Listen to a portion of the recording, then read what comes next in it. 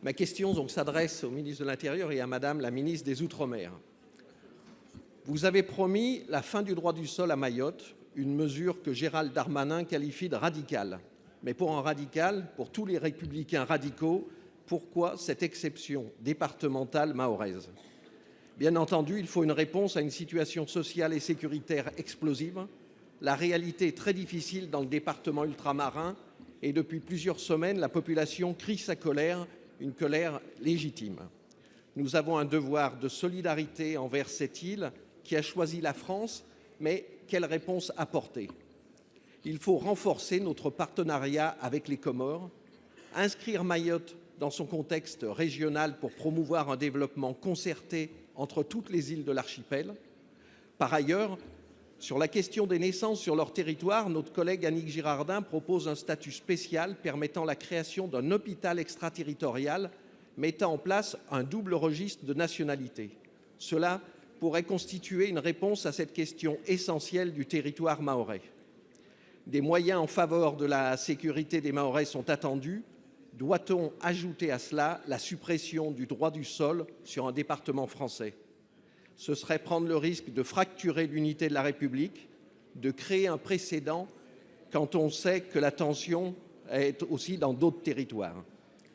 La loi Asile et Immigration de 2018, bien que resserrant les conditions d'acquisition de la nationalité française à Mayotte, n'a pas tenu ses promesses. Pour l'auteure comorienne Toufat Moutar, les petites îles de l'océan Indien ont pris des chemins séparés mais restent malgré tout des sœurs de sang. Dans ces conditions, le droit du sol est-il vraiment le facteur d'attractivité des migrants? S'il le faut, réinterrogeons un statut particulier pour Mayotte, avec Mayotte, sans compromettre les fondements de la République française.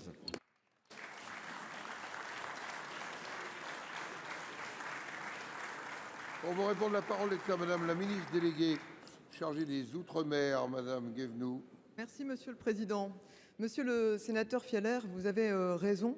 Mayotte connaît des crises actuellement sans précédent. Elle sort d'une crise de l'eau et elle a aujourd'hui à faire face à une crise migratoire très forte, avec une immigration qui vient à la fois des Comores, à 70 km comme vous le soulignez, mais également des pays des Grands Lacs en Afrique. Face à cela, Gérald Darmanin et moi-même nous sommes rendus à Mayotte ce week-end afin d'annoncer des mesures radicales, vous l'avez dit, à la fois la fin du droit du sol à Mayotte, mais également un certain nombre de mesures restrictives de titres de séjour, et notamment de titres qui viseront également les titres de séjour territorialisés. Ces mesures, elles sont exceptionnelles, c'est une réponse unique à une situation unique. Pour autant, elles ne seront pas suffisantes. Vous avez raison de souligner le fait qu'elles devront être complétées. Et c'est en ce sens que nous avons proposé avec le ministre de l'Intérieur un projet de loi d'urgence pour Mayotte qui touchera à la fois les mesures d'immigration et de sécurité que je viens de vous décrire, mais également des mesures économiques, d'équipement, d'éducation et de soins probablement dans lesquels nous pourrons revenir dans les discussions avec votre collègue Annick Girardin. Voilà, monsieur le sénateur, juste pour vous dire que nous avons adressé un courrier aux élus et aux collectifs mahorais que nous avons rencontrés dimanche, parce que les engagements que nous avions pris, nous nous étions engagés à faire un courrier pour les en informer. Il faut maintenant faire en sorte que les barrages se lèvent et que le calme revienne à Mayotte, monsieur le sénateur.